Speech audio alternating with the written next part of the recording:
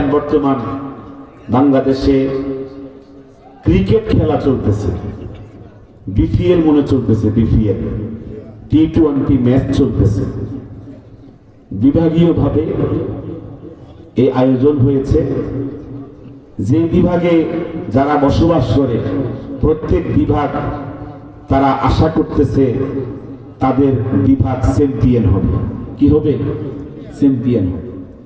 রাত দিন খুব খুব মারতেছে, কষ্ট করতেছে, খেলে স্টেডিয়ামে 11 জন আর টেনশন করে বিভাগীয় সকলে। কথা বল, খেলে কয়জনে? 11 জন, আর ঘুম নাই সকলের, ঘুম হারাম হয়ে গেছে। আপনাদের কাছে আমি কি বলবো যে কি প্রয়োজন? এই যে গত বছর আমাদের কুমিল্লাতে মনে হয় কুমিল্লা চ্যাম্পিয়ন্স নাম, ওই যে লোটাস কামালের মেয়ে নাফিসা নামে একটা মহিলা আয়োজন করত। এবছর আয়োজন করার সুযোগে পাইছে না, কারণ পলায় গেছে। কথা কি করছে? পলায় গেছে। এখন এই বছর কুমিল্লা খেলতে পারতেছে না। আমি নিজে নিজে খুব খুশি যে আমাদের কুমিল্লার সন্তানেরা বিশ্রামে আছে। কথা কর না, একটু অবসরে আছে।